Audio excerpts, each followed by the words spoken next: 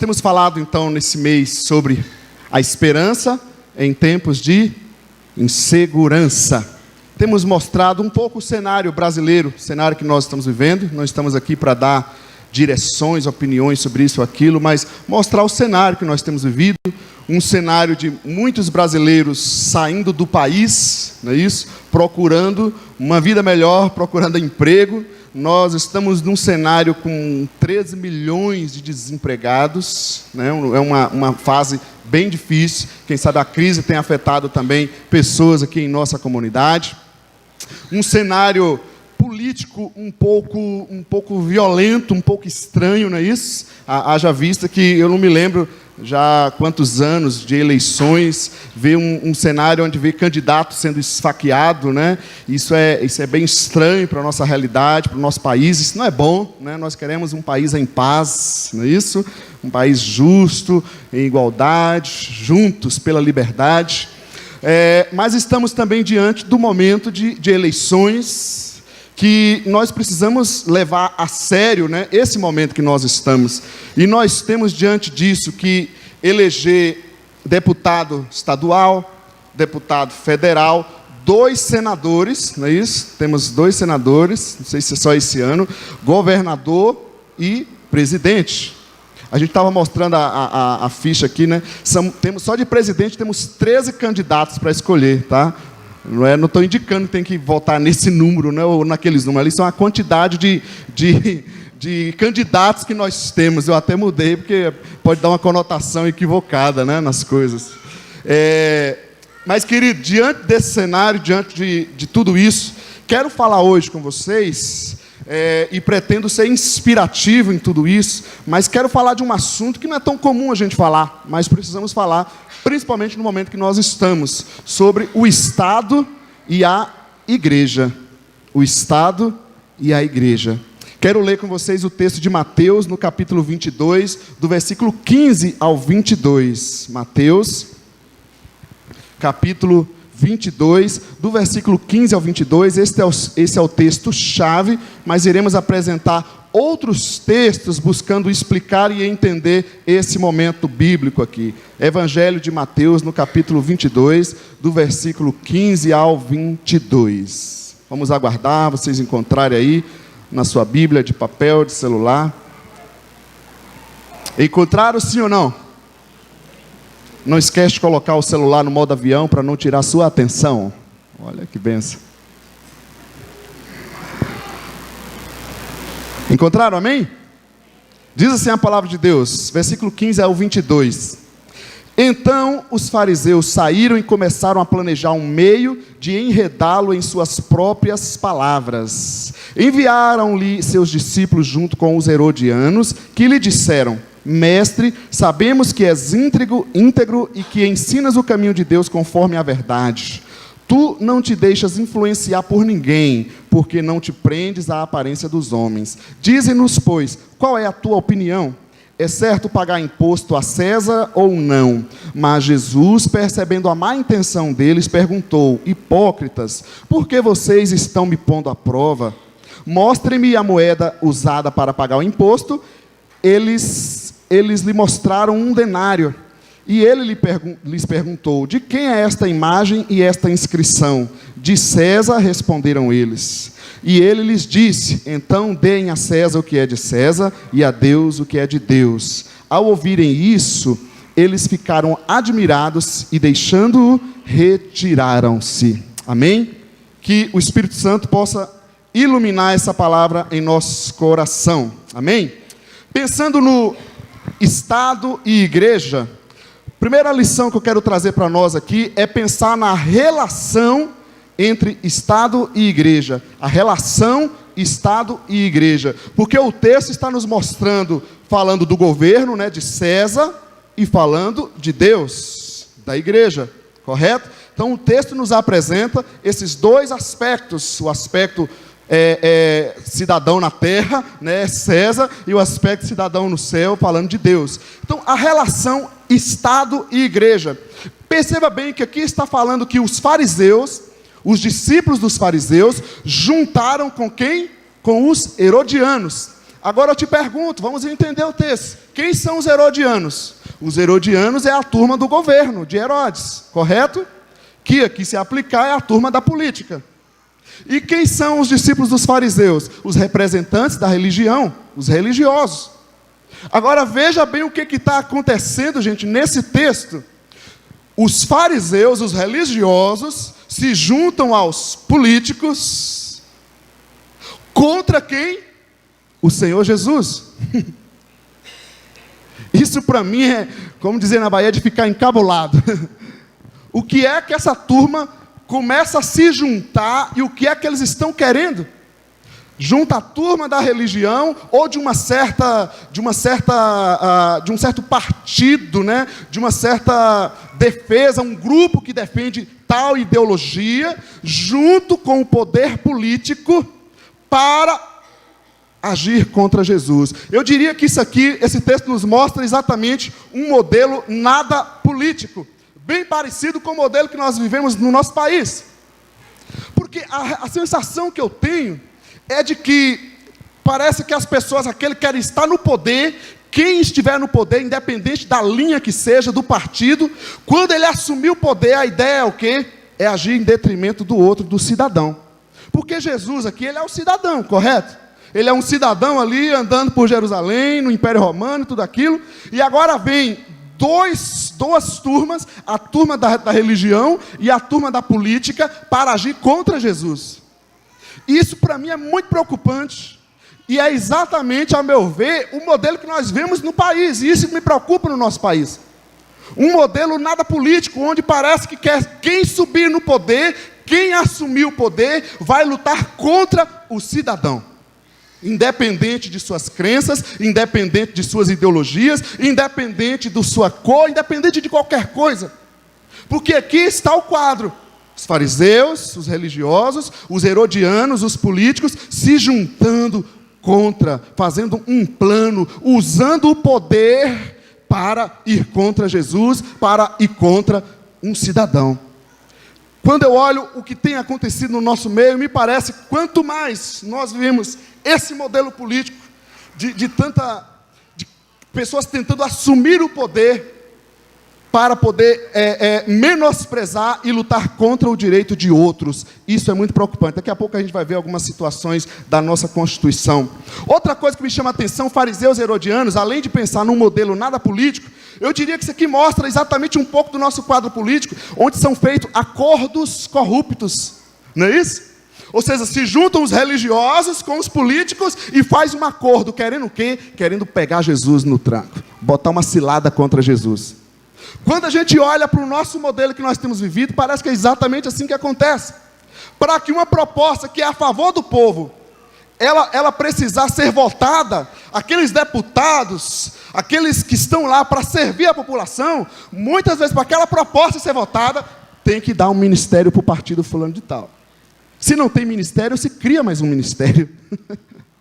Não importa que isso vai afetar as contas públicas, mas é o modelo que nós vivemos, de acordos corruptos, para poder atingir um objetivo. É interessante que até indicações existem, né? Até ex-presidente tem direito a assessores.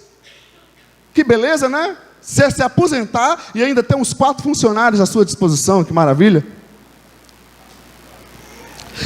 Fariseus e herodianos me mostram também, além de pensar num modelo nada político, acordos corruptos, eu penso também no golpe que está sendo montado aqui. Os religiosos, a religião, se junta com a política para planejar um golpe contra Jesus. Não é verdade? Vai me dizer que não acontece golpes. Isso que a gente vê. A gente não tem noção, gente, de como acontecem as coisas. Quem aqui já leu a Constituição inteira? Tem alguém que já leu a Constituição? Uma que a gente nem conhece direito as leis, não é verdade? O nosso nível educacional no país não é lá essas coisas. Quem sabe a gente deveria estudar a Constituição na escola. Todo mundo tinha que conhecer, porque como é que você vai defender, lutar pelo seu direito, se você nem sabe qual é ele? Eu estou numa batalha agora, comecei a ler a Constituição, o negócio é imenso. Mas é interessante, é lindo de ver o texto, gente, maravilhoso. Golpes que vão aparecendo. Por exemplo, podemos lembrar da época do livro de Esther. Inclusive eu pensei até em trabalhar ele, mas ele é um livro mais extenso, onde leis são criadas para tentar exterminar o povo judeu. E isso é o que preocupa, porque nós estamos vendo um modelo político buscando a justiça para todo cidadão, veja bem, para todo cidadão, independente da sua religião, independente das suas opiniões, das suas posições sexuais, financeiras, cor, etc. Isso que a gente tem que pensar. Me parece que quem quer assumir o poder quer criar lei para prejudicar aquele que está embaixo ou aquele que ele discorda da opinião dele. Mas uma sociedade não vai viver bem desse jeito. Nós vamos criar uma guerra dessa forma. Estão entendendo, sim ou não? Continua comigo? Então eu quero lembrar você a lição da história. Qual a lição da história? Quem se lembra o que aconteceu na Idade Média com a igreja cristã? Naquela época ainda não era a igreja evangélica e a igreja católica, era a igreja cristã. Nós temos pelo menos 3 momentos na igreja cristã que a gente tem que lembrar. O momento do Novo Testamento. Leia o Novo Testamento e veja a igreja do Novo Testamento. Chegando no ano 300, isso aqui você vai estudar na história, no ano 300 em diante, a igreja sempre foi perseguida. Os discípulos de Jesus não eram considerados, não era considerado uma religião, não tinha valor social, sempre perseguidos, e o mais interessante, sempre crescendo. E aí o imperador chamado Constantino, vendo aquilo, era a maioria, mais ou menos o nosso modelo político. Então o que ele fez? Aliviou a situação, tirou a perseguição, começou ali a pior fase na igreja cristã. Começou os acordos. E aí eu diria que de perseguida, ela se tornou a igreja oficial. E aí todo mundo, entre aspas, virou cristão. Todo mundo, entre aspas, virou cristão, não importa o que a pessoa vivia, não importa o que a pessoa fazia. É por isso que você olha hoje, dentro da igreja cristã, seja ela romana, católica romana ou evangélica, tem muitas doutrinas, muitos ensinamentos que não tem nada a ver com a Bíblia. Mas o povo não gosta de saber mesmo, né? É melhor a gente viver a mentira do que saber a verdade. Então não enxerga as coisas. Tem muita coisa que não tem nada a ver com a Bíblia. A igreja cristã não tinha essas coisas.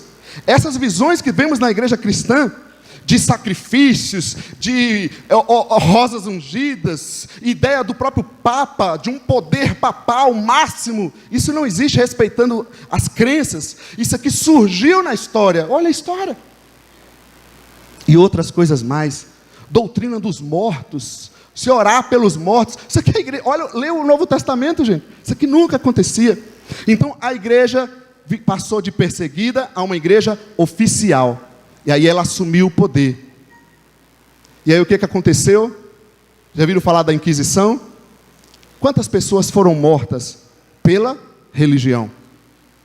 Ela saiu de perseguida para oficial. Ela assumiu o poder. Essa relação é complicada.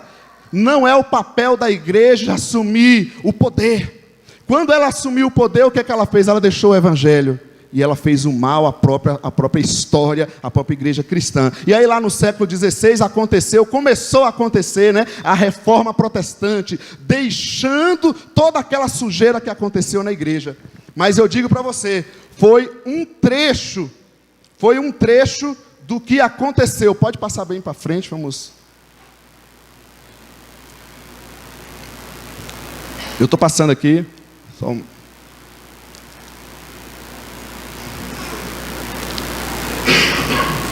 tá aí? Então passa para frente aí tudo. Aí, mais um, ok. Então, o que começa a acontecer na história? E nós precisamos ficar atentos ao que já aconteceu na história. Será que nós queremos ver essa história de novo? Veja bem, a igreja cristã era minoria e era perseguida. Depois ela se tornou a maioria, se juntou com o imperador Constantino e ela passou a perseguir. Quando eu olho para o cenário político, é mais ou menos assim. Parece que alguns cristãos evangélicos, protestantes, eu não gosto nem dessa palavra evangélico, né? Quero ser seguidor de Jesus. Parece que espera assumir o poder, porque quando assumir o poder, aí ele vai oprimir também. Porque o importante é defender os nossos direitos em detrimento dos outros. Não é assim que o pessoal pensa? Nós somos a maioria. Quantas vezes você já ouviu políticos usar essa expressão? Porque é a maioria. Gente, o país é para a maioria ou é para todos? É só para a minoria ou é para todos? Então, nem maioria, nem minoria, mas que seja igualdade, que nós lutemos pela igualdade de todo cidadão brasileiro, amém? Essa é a relação que nós precisamos buscar, ter cuidado. Eu quero então trazer alguns exemplos atuais para você. Nada contra qualquer cidade, qualquer lugar. Quem já passou em alguma cidade?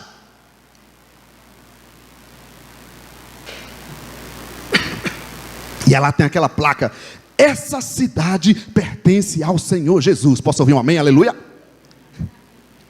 Agora veja bem, você, sendo um cristão, uma pessoa que tem essa fé, e aí você está chegando na cidade de Campinas, aí tem uma placa bem grande, bem enorme, escrita assim: essa cidade é de Satanás. Você gostaria? Mas tem pessoas que se dizem satanistas. Aí estava escrito bem assim: essa cidade é ateia, ela não crê em Deus. Você gostaria disso? Essa cidade é gay. Você gostaria disso? Eu não, porque eu não sou. Então por que eu, como igreja, quero impor o poder e dizer que essa cidade é da minha religião? Por causa de um modelo político que nós estamos entrando, numa relação Estado e igreja errada, que já aconteceu na história, e nós não podemos continuar nesse mesmo padrão. Que essa cidade seja uma cidade de justiça para todas as pessoas, independente do seu credo religioso. Uma cidade de liberdade de expressão para todas as pessoas, independente do seu credo, independente da sua ideologia. Uma cidade de igualdade, uma cidade que busca alcançar o pobre, o rico, o necessitado, cada pessoa. Amém, gente? Paremos com essa ideologia errada. A Bíblia não traz isso para nós. Passa mais um. E aí, se você defende lá, você vê candidatos, você vê políticos, me impressiona, no Congresso, lendo a Bíblia. Agora eu vejo bem, lá é uma igreja para ele ler a Bíblia, lá é lugar de pregar? É isso que você quer? Um político que vá para lá pregar? Vá pregar na igreja, irmão. Aliás, tem um país que pastor é proibido ser candidato. El Salvador, não sei se continua assim.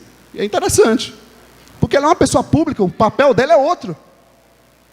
Nós temos que tomar cuidado. Agora você aqui, um membro dessa comunidade, que entende que tem um chamado de Deus, quer agir, a igreja tem que se envolver na política? Tem. Agora, não é porque você é membro dessa igreja que essa igreja é obrigada a votar em você. Cada um analise, porque o voto é pessoal e ela vai avaliar. Entendendo, sim ou não? Tomemos cuidado. Que modelo que nós estamos caminhando? Pode ser, gente, que lá fora, que pessoas queiram fazer leis contra a igreja? Pode.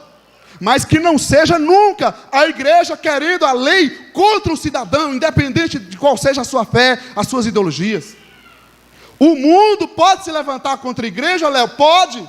E muitas vezes vai, mas que não seja a igreja se levantando contra o pobre, contra o cidadão, contra o homossexual, contra o ferido, contra o rico, contra ninguém, contra o cara da macumba, do espiritismo, do catolicismo, não importa.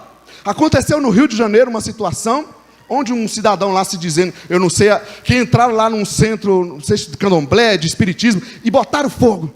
E aí você ainda vê cristão, cheio do amor do Espírito Santo, do amor de Deus que ama o próximo, aplaudindo uma situação dessa. É isso que nós queremos? Eu creio que não. Estão entendendo, gente? Não estou aqui para dizer para você isso ou aquilo, mas diante da Bíblia e diante da história, nós não vemos esse tipo de relação de poder. Muito pelo contrário, quando a igreja assumiu, misturou-se com o poder, ela se corrompeu e ela prejudicou a nação, ela prejudicou o mundo, matou pessoas. Tomemos cuidado com isso. Isso não significa que você não possa votar num candidato porque ele é cristão ou porque ele é de qualquer religião, nada disso. Avalie o candidato, é o que a gente tem feito em todo esse mês, não é verdade? Avalie, veja a ficha dele, veja os seus ideais, suas propostas e o que você achar, porque o voto é um direito teu, é teu, não é de ninguém mais. Amém ou não amém? Continua aqui comigo? Então, além de pensar na relação Estado e igreja, aliás, um parênteses aqui, a lei civil, a PL 122, a lei chamada Lei da Homofobia, né? Aonde eu pesquisei, se ela fosse aprovada como ela estava lá no seu texto total, você seria proibido de dizer que discorda disso. Não entra nem na fé. Por quê? Porque eles partem de um princípio de que isso é uma questão de gênero, né? Assim como existe o negro e o branco, você não pode falar que não gosta de negro, você não pode falar que acha errado esse tipo de prática. A fé, pior ainda. Pior ainda, teve igreja só quando a lei começou a aparecer, pessoas sendo proibidas de ler qualquer texto bíblico. Veja bem, gente, você tem direito de fazer o que você quiser com a sua vida, com o seu corpo. Mas não tente fazer uma lei para nos impedir de ter fé, para nos impedir de achar, de ter opinião. Isso não é constitucional, mas isso pode acontecer com a igreja. Ok? Em relação ao Estado e igreja, um outro detalhe que eu quero pensar com você é a missão do Estado e a missão da igreja, porque o texto fala tanto do Estado, de César, quanto da igreja, de Deus. Dá a César o que é de César e dá a Deus o que é de Deus. Então vamos entender, qual é o Brasil que você quer? Vamos ler a Bíblia para pensar na missão do Estado? Não, vamos ler a Constituição. Trouxe apenas um capítulo aqui. Diz o capítulo 1 dos direitos e deveres individuais e coletivos. Olha o que fala, o artigo 5.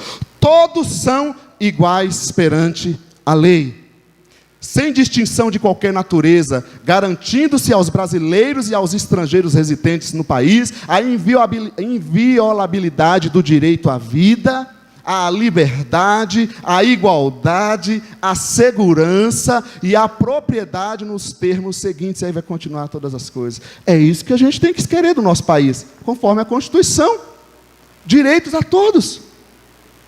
Agora, por que aquele grupo luta para conseguir o casamento civil, e aí eu não quero que ele tenha um casamento civil? Se ele é um cidadão, ele não tem direito?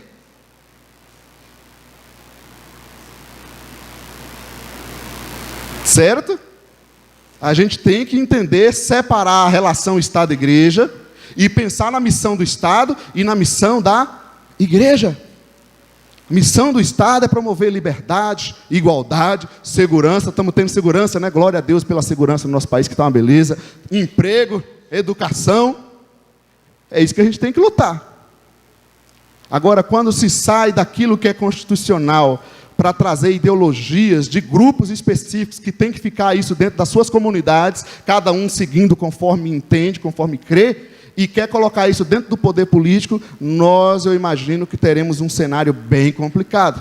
Isso não é saudável para a nossa nação. Um outro capítulo da Constituição, capítulo 2, dos direitos sociais, artigo 6. São direitos sociais a educação, está gostando da educação no país? A saúde, a alimentação, o trabalho, a moradia, o transporte, o nosso transporte público, uma bênção, parece até a Europa, o lazer, a segurança, a previdência social. Quem ainda tem, hein? Alguns já correram aqui e aposentaram. Oh, Jesus amado, que Deus tenha misericórdia de nós, né, gente? Previdência social, a proteção à maternidade e à infância, a assistência aos desamparados na forma dessa Constituição, e aí continuam os textos. Isso é missão do Estado, é isso que eu tenho que querer. Uma política, um governo que traga segurança a todo cidadão brasileiro. É inadmissível você ver um seguidor de Jesus, que ama a Deus acima de todas as coisas, e ao próximo como a você mesmo, se colocar contra qualquer cidadão. Isso é inadmissível biblicamente. Infelizmente, esse modelo prejudicou o Evangelho. As pessoas não entendem qual é o amor de Deus por elas. Teve uma tal de uma marcha aí, eu não sei o que se chama, marcha para Satanás, para o diabo, não sei se vocês viram isso. E aí o pessoal, um grupo bem minoria, porque é exatamente esse modelo que a gente está tendo. E aí eles saíram lá, claro que aí tem que entrar nas leis dentro da liberdade de expressão, xingando, mandando tomar em todos os lugares, Jesus e todo mundo. Mas veja bem, até que ponto também esse modelo não está trazendo essas complicações? Então a gente tem que aprender a respeitar o outro se a gente quer respeito. Continuando. Olha esses versículos, pensando na missão do Estado, Quem sabe a gente pode aplicar aqui à justiça ou ao judiciário. Olha, não cometam injustiça num julgamento, não favoreçam os pobres, nem procurem agradar os grandes, os ricos, né? Mas julguem o seu próximo com justiça. Levítico 19:15, já estava lá nas leis de Deus desde o Antigo Testamento.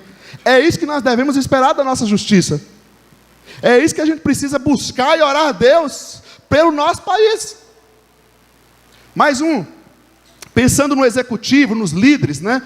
Isaías 1:23. Seus líderes, seus governantes, são rebeldes, amigos de ladrões. Todos eles amam o suborno e andam atrás de presentes. Eles não defendem o direito do órfão e não tomam conhecimento da causa da viúva, dos necessitados. Então, como nós queremos um governo que não lute pelo desempregado, que não lute por aquele que está na miséria, morrendo de fome? Ok? É isso que a palavra de Deus nos traz. Que mais? O rei que exerce a justiça dá estabilidade ao país, mas o que gosta de subornos o leva à ruína. Parece que esse provérbio está falando assim, jornal brasileiro, Provérbios 29:4. O suborno leva o país à ruína. Continua. Pensando em leis, no legislativo, ai daqueles, olha só isso, gente, Isaías 10:1. Ai daqueles que fazem leis injustas, que escrevem decretos opressores para privar os pobres dos seus direitos e da justiça os oprimidos do meu povo, fazendo das viúvas sua presa e roubando dos órfãos. Que farão vocês no dia do castigo, quando a destruição vier de um lugar distante? Atrás de quem vocês correrão em busca de ajuda? Onde deixarão todas as suas riquezas? Deus irá fazer a justiça. Deus irá fazer justiça. Mas enquanto estamos nessa terra, sejamos um povo que lute por esse estado, por esse país, que realmente traga justiça para todos, todos, todos. Pensando agora na missão da igreja. Qual é a missão da igreja? Aí sim a gente tem que ler a Bíblia. Lembra de João 3,16? Porque Deus tanto amou o mundo que deu seu Filho unigênito para que todo que nele crê, aí você tira o meu texto aí, todo que nele crê, não pereça, mas tenha a vida eterna. Pois Deus enviou seu Filho ao mundo, não para condenar o mundo, mas para que este fosse salvo por meio dele. Quem nele crê não é condenado, mas quem não crê, preste atenção, já está condenado, por não crer no nome do Filho unigênito de Deus. Este é o julgamento. A luz veio ao mundo, mas os homens amaram as trevas e não a luz, porque as suas obras eram más. Então, o que o texto está mostrando aqui? Deus veio condenar o mundo ou amar o mundo? Qual é a missão da igreja? É condenar o mundo ou amar o mundo? Diga para mim, gente, tem algum grupo que você não ama? Que nós temos deixado um preconceito social tocar nosso coração? Certo? A missão da igreja é a missão de Deus, amar o mundo, se doar pelo mundo, pelas pessoas. Mais um texto. Voltou aí, está errado. 1 Pedro 2,9, segura aí. Vocês, porém, são geração eleita, sacerdócio real, nação santa, povo exclusivo de Deus, para anunciar as grandezas daquele que os chamou das trevas para a sua maravilhosa luz. Qual é a missão da igreja nesse texto? Anunciar, não é isso? Então eu diria que a igreja não tem o papel de reger o Estado, como aconteceu já na história. Muito menos o Estado vem reger a igreja. Ou mesmo a família, a educação.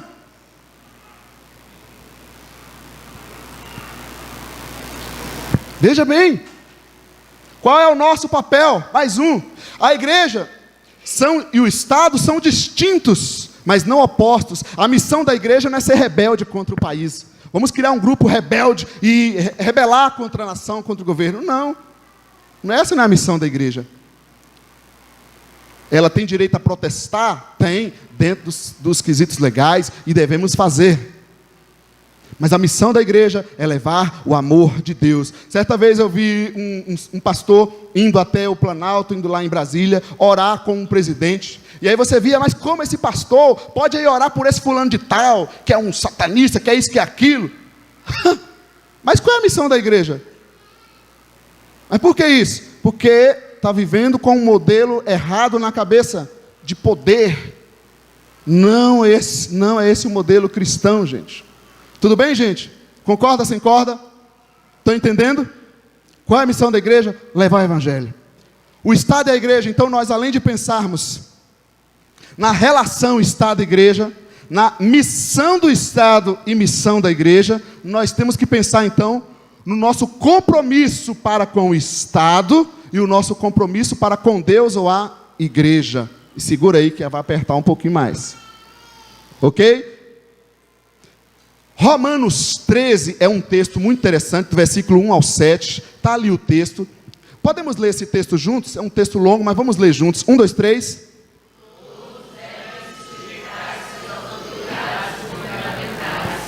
Pois não há autoridade que não venha de Deus.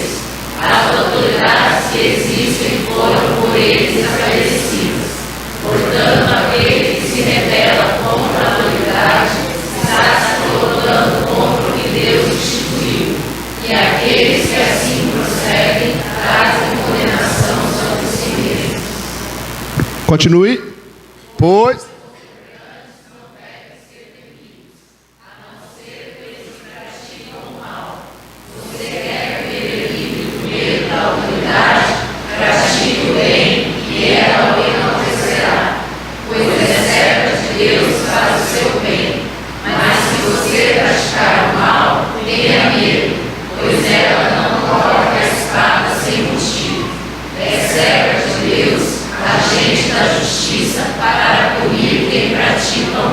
Continua. Portanto, é necessário que sejamos submissos às autoridades, não apenas por causa da possibilidade de uma punição, mas também por questão de consciência.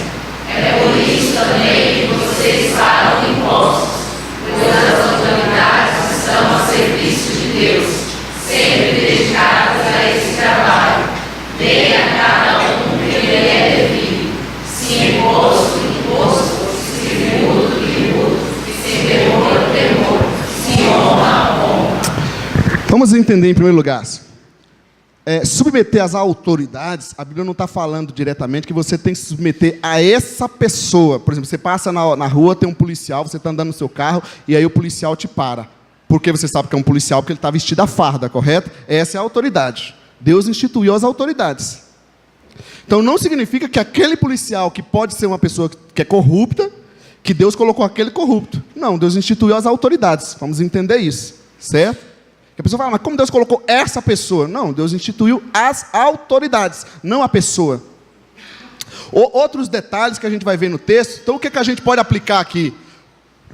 Deve o cristão se submeter às leis. Isso é compromisso cristão, de todo cidadão. Mas se você é um seguidor de Jesus, diz o texto bíblico, que nós devemos nos submeter às leis. Como tem gente insubmissa. Como você vê isso? Olha dentro de casa. O filho que não quer se submeter aos pais. E a lei, de uma certa forma, como ela mudou, eu acho que ela prejudicou para o outro lado. Se de um lado a lei, do ECA defendeu livrou a questão de abusos, contra crianças, por um outro lado parece que tirou a autoridade, A gente precisa rever isso. Eu creio que não é esse o objetivo. Mas cabe ao cristão submissão às leis. Cabe ao cristão submissão às autoridades, seja ela qual for, gente. Porque se eu me submeto a Deus, eu tenho que me submeter ao país que eu estou. Mais um, cabe ao cristão, me desculpe, pagar impostos. Aí você vai dizer, Léo, mas o imposto é abusivo. Então vamos usar os nossos direitos como cidadão contra esse abuso de impostos. Sim ou não? Agora, por que a gente não faz nada? Cabe ao cristão, falei de manhã no satélite, pagar suas contas. Quantas casas aqui paga luz, paga água? Cristãos endividados até o fundo do poço.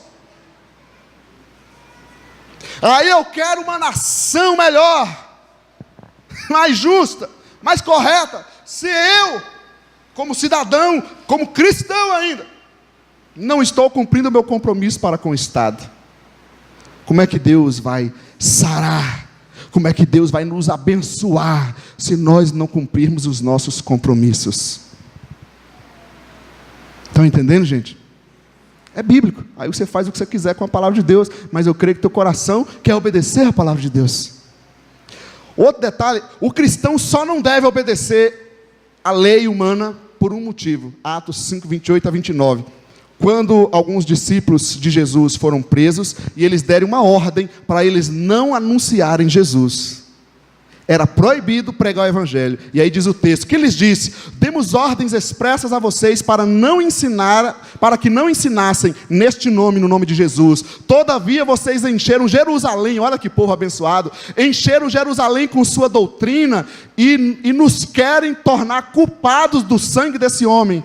Pedro e os outros apóstolos responderam, essa tem que ser a nossa resposta: é preciso obedecer antes a Deus do que aos homens. Me desculpe, Brasil, mas se vai tentar me impedir de pregar o evangelho, eu não posso obedecer. Isso é o único critério que não cabe submissão às leis das autoridades. Estão entendendo, gente, sim ou não? Continua aí, estão acordados? Mais um. 1 Timóteo 2, 1 e 2. Outro texto para a gente pensar no nosso compromisso para com o Estado. Antes de tudo, recomendo que se façam súplicas, orações, intercessões e ação de graças por todos os homens. Pensa bem, você tem orado por todos os homens, por todos os grupos sociais? Eu não vou orar por esse grupo, não. Quero mais é que ele se perca mesmo, não estou nem aí. Por todos os homens, pelos reis e por todos os que exercem a autoridade, para que tenhamos uma vida tranquila e pacífica, com toda a piedade e dignidade. Então, o nosso compromisso para com o Estado é abençoar a nossa cidade, abençoar o nosso país. Há um provérbio que fala: pela bênção dos justos, a nação é abençoada, a cidade é abençoada. Você tem orado pelo teu vizinho, aquele que às vezes perturba? Temos orado pela nossa nação, pelo nosso país. É a missão, é o nosso compromisso com o Estado, gente. Está aqui na palavra de Deus. Para isso o quê? Para termos uma vida tranquila. Para termos uma vida mais justa, uma sociedade mais justa. Cabe à igreja, no seu compromisso para com o Estado, além de submeter as leis às autoridades, pagar suas contas, seus impostos, cabe à igreja interceder, porque ela está diante do trono do Deus Altíssimo, para interceder por essa nação e mudar a nossa nação. Amém? E agora, o nosso compromisso com o Estado, e qual é o nosso compromisso com a igreja? Novamente aqui, primeiramente o texto de João 3,16 ao 19. Qual é o nosso compromisso com a igreja ou com Deus? Porque Jesus falou, né, dai a César o que é de César, e a Deus o que é de Deus. Qual é o nosso compromisso com Deus? Querido, o nosso compromisso com Deus é simples. Deus nos amou, Ele ofereceu o seu Filho, Ele enviou, e nós estamos aqui diante do seu amor, Ele está esperando a nossa decisão. Vamos ler um outro texto, que esse aqui a gente já leu. 1 Coríntios 12, 21, diz assim: se o pé disser, porque não sou mão, não pertenço ao corpo, nem por isso deixa de fazer parte do corpo. O olho não pode dizer à mão, não preciso de você, nem a cabeça pode dizer aos pés, não preciso de vocês. Porque tem gente que é o seguinte: eu estou com Deus, eu tenho fé, mas ela não participa de nenhuma igreja. Eu estou com Deus, eu estou aqui na igreja, mas ela não faz nada na igreja. Qual é o teu compromisso com Deus e com a igreja? Eu te pergunto, qual é teu ministério na igreja? Léo, mas eu não sou nada. Como você não é nada? Você é um membro do corpo. Não importa se é dedo, se é pé, se é olho. É verdade ou não é? Por que a igreja não está andando? Porque os membros desse corpo de Cristo não estão cumprindo o seu compromisso. As irmãs ficam tudo sério quando a gente fala assim. Receba, gente, diga amém. Pelo menos pela fé. Mais um. Hebreus 10, 25. Não deixemos de reunir-nos como igreja, segundo o costume de alguns, mas encorajemo-nos uns aos outros, ainda mais quando vocês veem que se aproxima o dia aqui da volta de Jesus. Qual é o nosso compromisso com a igreja, com Deus? Se reunir como igreja, gente. Tem cristãos antigos de tempo que eu digo, que não cumprem o compromisso de reunir como igreja. Você novo que está chegando aqui, se você vê alguém que não tem esse compromisso, não siga esse péssimo exemplo. As más companhias corrompem os bons costumes. 1 Coríntios 15, 33. Se você é um desses, querido, retome a tua vida com Deus, não é comigo. Sim ou não, gente? Por que foi falado no início aqui, acho que foi a Ita, né, o Juninho. Por que a gente veio na igreja? É que o pastor vai ver que eu estou lá, se eu não tiver, ele vai brigar comigo. Não. Né? Outro texto, Gálatas 3, 26 e 27. Todos vocês são filhos de Deus mediante a fé em Cristo Jesus, pois os que em Cristo foram batizados, de Cristo se revestiram. Outro compromisso com Deus, com a igreja. Se você de fato está na igreja, você tem que se batizar. E não é o batismo infantil, é o batismo de consciência. Tem gente que tem duas coisas. Tem gente que tem um misticismo. Ela acha que quando ela batizar, ela já entra no céu. Ela está salva. Tem outros que tem um medo, ela tem uma fobia. Passa um psicólogo, tem psicólogos aqui, viu? A gente pode fazer gratuitamente com você. Vamos tratar essa fobia, gente? Tem gente que tem medo. Eu não sei qual é o medo, é de afogar, o que acontece, que ela tem medo. A gente não empurra forte, não. A gente só faz... Desce. Tem uns que tentam batizar. Uma vez a gente estava batizando uma pessoa, aí ele foi empurrado, ele fez assim com a cabeça para cima, né? Aí a hora que ele fez, eu fui descer mais lá embaixo. Falei, tem que descer, morre para poder ressuscitar, rapaz. Tem que molhar toda a cabeça. Tá com medo? Fica assim, levantando a cabeça. Mas, gente, é compromisso com a igreja, é compromisso com Deus. Eu uso sempre o exemplo da aliança. Da aliança. Os casados aqui, você homem, fala a verdade. Quando a mulher deu aquela apertada, porque o homem é assim, o homem tem medo de casamento, né? A nossa cultura social é assim, né? A gente tem um medo de casar que é um absurdo, não sei porquê. Aí a mulher chega no canto e fala, então, né? Já estamos namorando há um tempo aí, eu tentei dar uma enrolada, mas não teve jeito, né? Apertou, minha filha, falou, vamos casar. Da mesma forma, querido, regularize tua vida. Se você está dirigindo sem habilitação, tem gente que está se dirigindo sem habilitação. Se você não está casado, oficial, regularize tua vida. Se batize e ande para frente. Ande para frente. Amém? Cumpra teu compromisso com Deus, com a igreja, para que Deus possa também cumprir o compromisso contigo. Porque Deus não tem compromisso com quem não está com Ele. Ele morreu por todos. Mais um.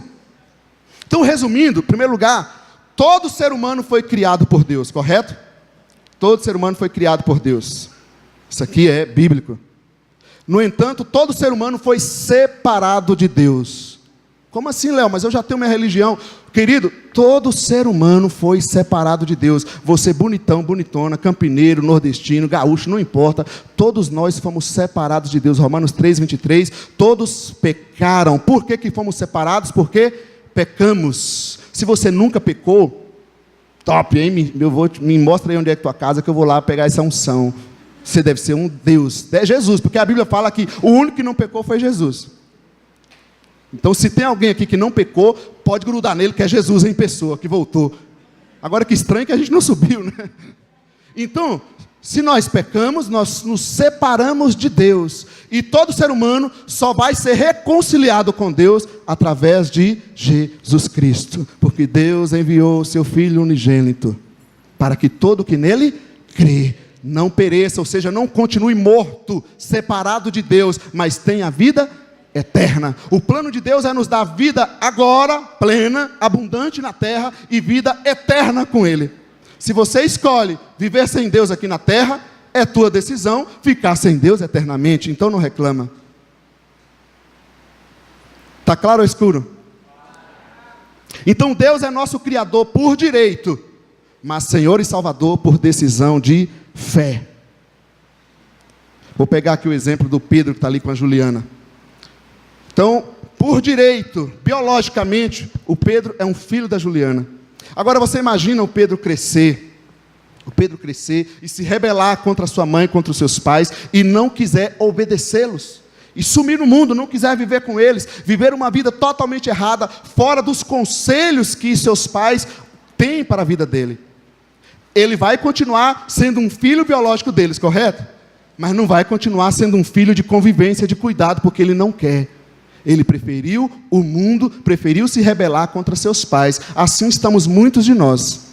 Somos sim criados por Deus, mas nos rebelamos, vivemos do nosso jeito, ou do jeito da nossa religião, ou de uma tradição, ou como a vovozinha falou lá no passado. Qual é teu compromisso com Deus, querido? Teu compromisso com a igreja? Estão entendendo? Então, para a gente resumir, nós precisamos passar pelo processo da conversão e batismo, porque ele está junto. Aquele que está em Cristo é revestido de Cristo ao se batizar. O que é conversão? É você abandonar o teu conceito, abandonar a tua própria constituição, abandonar o teu próprio jeito de viver, e entender que nós estamos separados de Deus, entender que a forma de se reconciliar com Deus é através de Jesus Cristo, porque é Ele que morreu, Ele que ressuscitou, só Ele tem salvação para nos oferecer. O seu dinheiro não compra salvação, sua religião não compra salvação, suas boas obras não compram salvação. Isso é conversão, é eu me voltar, é eu querer viver a vida que Deus tem para mim, e me batizar, e andar em frente. Em segundo lugar, nós precisamos entrar no estágio do cuidado e do crescimento. Os bebês aqui presentes, o que é que eles precisam acontecer? Eles estão sendo cuidados. Não é hora da Juliana falar com Pedro assim: Pedro, vem me ajudar a lavar a louça. Apesar que tem uns pais com uns meninos aí de 20 anos, aí, 18, que não lavam nem a louça para a mãe, rapaz. Não é verdade? Menino e menino, né? As duas coisas. Então, é fase de cuidado. Se você está numa fase de cuidado, cresça, querido, cresça, estude na IBM, faça um estudo bíblico, conheça a palavra de Deus, avance, participe das reuniões, cresça, busque ser cheio de Deus, participe da oração. É fase de cuidado, não é fase de servir ainda, fase de crescer. Agora, sendo cuidado e crescendo, o que vai acontecer na vida de toda pessoa? O ministério e a sua contribuição. Não tem como. Você já viu uma pessoa ter 20 anos de idade, crescer, e aí você olha para o teu filho, ele não sabe lavar a louça, ele não sabe cuidar da vida dele, ele não quer estudar, não quer trabalhar, não quer fazer nada. Você espera isso do teu filho? Sim ou não? Não, né, gente? E por que Deus espera isso de você? Quanto tempo você está na fé, está andando com Deus? Você já passou pela fase da conversão e batismo? Volta lá, por favor. Você já passou pela fase do cuidado e crescimento? Então é tua fase de ministério. Está envolvido numa célula? Qual é teu ministério? Sirva para que você continue crescendo, contribua. Tem gente que quer que Deus abençoe a vida financeira dele, mas ele não contribui, ele não tem compromisso com Deus. Por que Deus tem que ter compromisso comigo se eu não tenho compromisso com Deus? Simples assim. Estão entendendo, sim ou não? Para resumir, mais um. Quando os fariseus chegam para Jesus, estamos quase terminando. Quando os fariseus chegam para Jesus e falam assim: mestre, é certo pagar imposto a César? O que eles estavam querendo, gente? Se Jesus fala sim, Jesus tem um problema com os fariseus, o grupo dos religiosos, porque eles estavam revoltados, não é isso? Aqueles judeus que estavam ali, com o abuso dos impostos de Roma. Aí se Jesus fala não, ele entra numa situação complicada com os herodianos, com o governo, que vai dizer: olha, aquele Jesus que anda aí fazendo milagres e curando, ele está pregando contra Roma. Mas Jesus é Jesus, né, gente? É o Senhor. Aí ele vem e arranca a língua deles, fala: dê a César o que é de César, e a Deus o que é de Deus. Em outras palavras, sabe o que Jesus quer dizer? Cumpra teu compromisso com o Estado, com o país, mas não venha usar isso de desculpa para não cumprir o teu compromisso com Deus. Seja o cidadão que vocês têm que ser, mas reconheça que eu sou Jesus, o Messias enviado, como diz todas as profecias, e que vocês, pela religiosidade, pela dureza de coração, continuam fugindo de se arrepender. É isso que está acontecendo aqui. Qual a desculpa que a gente tem usado para fugir do compromisso com Deus, com a igreja? Chega! Aí, para resumir, então nós podemos resumir isso em duas formas. A primeira delas, a minha resposta à salvação. Jesus morreu por você, Ele te ofereceu a salvação. Qual é a tua resposta? Isso aqui é a tua parte, a tua fé. Em segundo lugar, o meu compromisso em gratidão. O meu serviço a Deus. E eu prefiro usar a palavra compromisso, porque tem algumas pessoas que confundem. Elas pensam que hoje é dia de escala, ela tem que ir na igreja, tem que ir no culto. Não, gente. O nosso serviço é uma gratidão a Deus. Mas em primeiro lugar, eu tenho que estar aqui participando como igreja, andando junto.